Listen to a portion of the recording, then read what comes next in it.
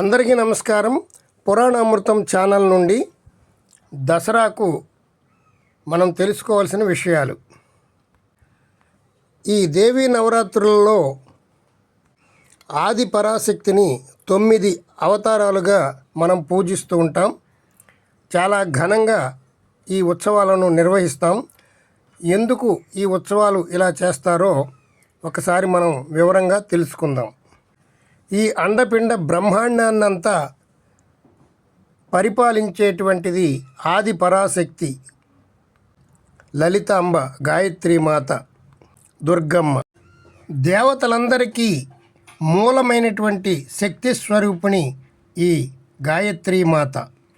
దేవీ భాగవతంలో హయగ్రీవ చరిత్ర వింటే ఈ లలితాంబకు ఎంత ప్రాధాన్యత ఉన్నదో మనకి తప్పనిసరిగా తెలుస్తుంది.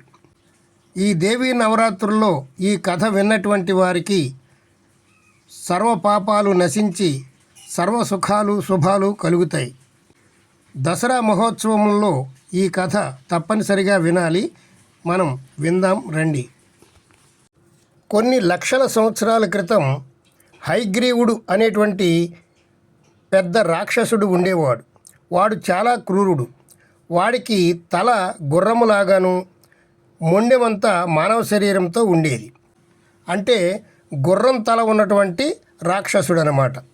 ఆ రాక్షసుడు ఆది పరాశక్తిని బీజాక్షరములతో 1000 సంవత్సరములు ఆహారము నీరు లేకుండా తపస్సు చేశాడు. అప్పుడు ఆది పరాశక్తి కనిపించకుండా అశరీరవాణిగా, నాయనా నీకు ఏం వరం కావాలి అని అడిగింది. నాకు చావు లేకుండా వరం ఇమ్మని అన్నాడు ఆ రాక్షసుడు. అది కుదరదని చెప్పగా ఆ రాక్షసుడు తెలివిగా ఇలా అడిగాడు, నేను గుర్రం తల కలిగిన వాని చేతిలో చావు నాకు ప్రసాదించమని అడిగాడు. ఆది పరాశక్తి తదాస్తు అని వరం ఇచ్చింది. అప్పట్లో గుర్రం తల కలిగినటువంటి వాడు ఒక్కడే. వాడి చేతిలో వాడు చావడు కాబట్టి ఆ వరం అడిగాడు. ఆ వర గర్వంతో ముల్లోకాలను జయించాలనే ఆశతో రెచ్చిపోయి అనేక దురాగతాలను చేయసాగాడు. దేవతలను హింసించసాగాడు. సాధువులను హింసించడం, యజ్ఞాలు పాడు చేయటం, అనేక ప్రాణులను చంపి తినడం, ఇలా రాక్షస గుణాలన్నీ కూడా ప్రదర్శిస్తూ ప్రజలను చాలా హింస పెడుతూ ఉన్నాడు. దేవతల మీద దండయాత్ర చేసి యుద్ధానికి వెళ్ళాడు. దేవతలను జయించాడు. కానీ దేవతలందరూ గగ్గోలు పెడుతూ ఉన్నారు. ఆ మహావిష్ణువుని అర్థించగా ఆ మహావిష్ణువు ఈ రాక్షసునితో యుద్ధం చేయడానికి వచ్చి ఆ రాక్షసునితో 10,000 సంవత్సరాలు యుద్ధం చేశాడు. ఆ యుద్ధంలో శ్రీహరి అలసిపోతున్నాడు, కానీ ఆ రాక్షసుడు అలసిపోవడం లేదు. ఏదో మాయ జరిగింది. ఈ రాక్షసుడి దగ్గర ఏదో అద్భుతమైనటువంటి శక్తి ఉన్నదని శ్రీహరి గ్రహించి ఏం చేయాలో అర్థం కాక తాను వైకుంఠానికి వెళ్ళి మరలా శక్తిని పుంజుకోవడానికి ధ్యానం చేయాలని ధ్యానం చేస్తూ సమాధి స్థితిలోకి వెళ్ళాలని నిర్ణయించుకున్నాడు. అలా శ్రీహరి ధ్యానం చేస్తూ ఉంటే ఆయనకు తల ముందుకి వంగిపోయి పడిపోబోతూ ఉన్నాడు. అప్పుడు శ్రీహరి తన యొక్క ధనుస్సుని బాగా ఎక్కుపెట్టి ఆ ధనుస్సుని తన గెడ్డం కింద పెట్టుకొని ధ్యానం చేయసాగాడు. ధ్యానంలో సమాధి స్థితికి వెళ్ళాడు. ఎవరైతే ధ్యానం చేసి సమాధి స్థితికి వెళతారో అద్భుతమైనటువంటి శక్తిని పుంజుకుంటారు. అప్పుడు బ్రహ్మ, శివుడు, దేవతలు మహాయజ్ఞం తలపెట్టి దానికి శ్రీహరిని సంప్రదించడానికి వైకుంఠం వచ్చారు. శ్రీహరి యోగ నిద్రలో ఉన్నారు. నిద్రపోయేవాడిని, ధ్యానం చేసేవాడిని, పురాణం చెప్పేటువంటి వాడిని డిస్టర్బ్ చేయకూడదు, అంటే భంగపరచకూడదు. అది అలా భంగపరిస్తే మహాపాపమని తలంచినటువంటి దేవతలు శ్రీహరి కళ్ళు తెరుస్తాడేమో అని ఎదురు చూశారు. ఎంతసేపటికి శ్రీహరి కళ్ళు తెరవకపోవడంతో యజ్ఞానికి ముహూర్తం సమీపించడంతో ఏం చేయాలో పాలుపోలేదు. అంతటా ఆ ధనుస్సును కదిపితే మెలకువ వచ్చి ఆయన మనల్ని చూస్తారని భావించినటువంటి దేవతలు ఆ ధనస్సుకు ఉన్నటువంటి త్రాడును తెంపితే ఆ ధనస్సు కదిలి జాగృత అవస్థలోకి శ్రీహరి వస్తాడని భావించి అప్పుడు బ్రహ్మదేవుడు వమ్రి అను ఒక పురుగుని సృష్టించాడు. వమ్రి అని అనగానే అది ఆ చెదపురుగును ఆ తాడుని కొరకమని, శ్రీహరిని ధ్యానం నుండి బయటికి వచ్చేలా చేయమని ఆ చెదపురుగుని బ్రహ్మదేవుడు ఆజ్ఞాపించాడు. అంతటా ఆ చెదపురుగు వెళ్ళి ఆ త్రాడుని ఒక ప్రక్క కొరికివేసింది. ఆ కొరికివేయగానే గట్టిగా బిగించి ఉన్నటువంటి ఆ ధనస్సు యొక్క తాడు తెగి శ్రీహరి మెడ కూడా తెగిపోయింది. అలా శిరస్సు తెగిపోయి ఎక్కడ పడిందో ఎవరికీ తెలియదు. ఆ చెదపురుగు ఆ త్రాడును కొరకగానే పెద్ద శబ్దం వచ్చింది. చీకట్లు కమ్ముకున్నాయి జగమంతా.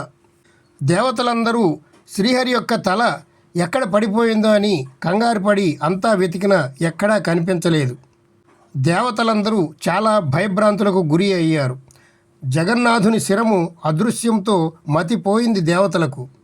అప్పుడు దేవతలందరూ కలిసి ఆది పరాశక్తిని ప్రార్థింపసాగారు. అంతటా ఆ దేవతలందరూ ఆ పరమేశ్వరిని ఇలా ప్రార్థింపసాగారు.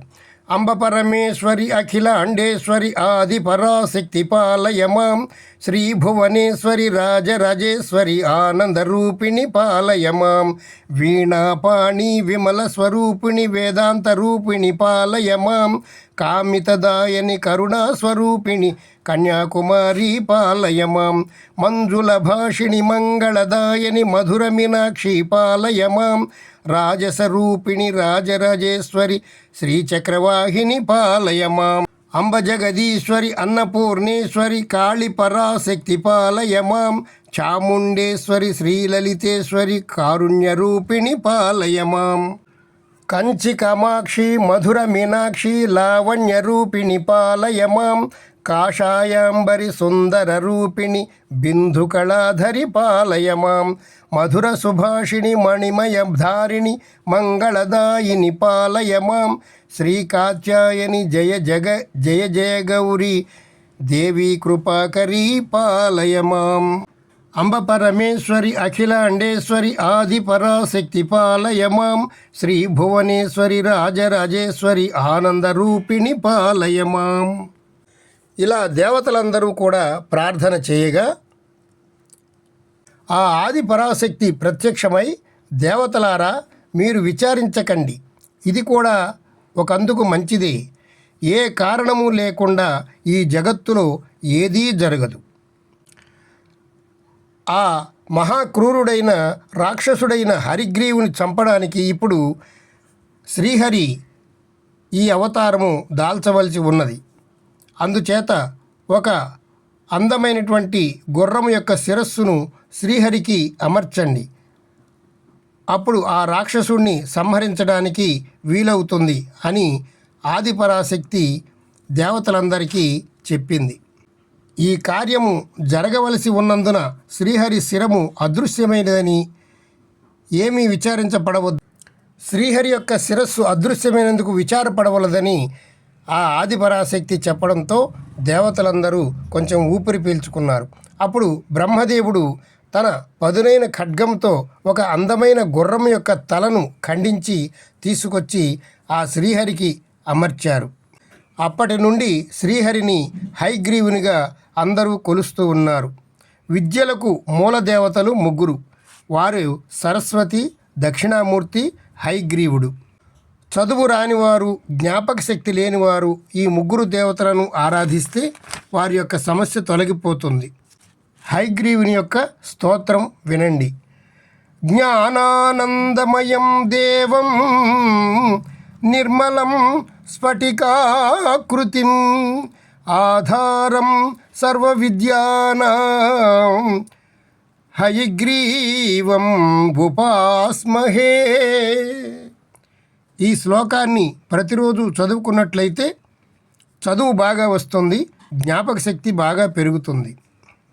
అంతటా శ్రీహరి హయగ్రీవ రూపంలో ఉండి దేవతలందరితోటి నేను ఆ రాక్షసుడిని సంహరిస్తాను అని మాట ఇవ్వడంతో దేవతలందరూ ఆనందంతో పొంగిపోయారు. అంతటా హయగ్రీవుడు ఆదిపరాశక్తి అనుమతితో లలితా సహస్రనామాన్ని గానం చేశాడు. అప్పటి నుండి మనకి లలితా సహస్రనామం వాడుకలోకి వచ్చింది. ఇప్పుడు మనం చదువుకుంటున్నటువంటి లలితా సహస్రనామం అదే. అలా శ్రీహరి హయగ్రీవ అవతారం ధరించి ఆ రాక్షసుడి మీదకి యుద్ధానికి వెళ్ళి ఆ రాక్షసుడిని సులువుగా సంహరించాడు. ఆ రాక్షసుడు కోరుకున్నదే జరిగింది. హయగ్రీవుని రూపంలో ఉన్నటువంటి వాడి చేతిలో నేను చావాలి అని కోరుకున్నాడు కాబట్టి ఆ హయగ్రీవుడు అనేటువంటి రాక్షసుడు సంహరించబడ్డాడు. శ్రీహరి లోకరక్షణ కావించాడు. యదా యదా హి ధర్మస్య గ్లానిర్భవతి భారత అభ్యుత్థానమధర్మస్య తథాత్మానం సృజామ్యహం అని భగవద్గీతలో మనకి శ్రీకృష్ణ పరమాత్మ చెప్పి ఉన్నారు. అంటే ఎప్పుడెప్పుడు దుష్టులు ప్రబలిపోతూ ఉంటారో వారిని సంహరించడానికి శ్రీహరి అనేక అవతారాలు దాల్చుతూ ఉంటారు. అలా హయగ్రీవ రాక్షసుడిని సంహరించిన దేవతలందరూ హర్షధ్వానాలు చేశారు. ఈ కథ వినటువంటి వారికి ఆయువు, ఆరోగ్యము, భోగభాగ్యము తప్పనిసరిగా కలుగుతాయి. అందు ఎట్టి సందేహము లేదు. విజయదశమి రోజున ఈ కథ వింటే 1000 రెట్ల ఫలితం కలుగుతుందని పురాణాలలో చెప్పబడి ఉంది. ఆ గాయత్రి మాతను అనేక పేర్లతో మనం పిలుస్తూ ఉంటాం. లలితాదేవి, పరమేశ్వరి, గాయత్రి, దుర్గా, ఆదిశక్తి, పార్వతి, కళ్యాణి, కామాక్షి, పరాశక్తి, మూలశక్తి, ఇలా అనేక పేర్లతో ఆ తల్లిని కొలుచుకోవడం మనకి ఆనవాయితీ. ఏ పేరుతో పిలిచినా ఆ తల్లి మనకు పలుకుతుంది. మనకున్నటువంటి సమస్యలన్నీ పోగొట్టేటువంటి తల్లి ఈ జగన్మాత. అందుకే దసరా పండుగ అంత వైభవంగా మన హిందువులు చేసుకుంటూ ఉంటారు. ఈ వీడియోని మీ బంధువులకు, మిత్రులకు షేర్ చేయండి. ఇది రహస్యముగా ఉన్నటువంటి కథ చాలామందికి తెలియదు, అందరూ వింటారు.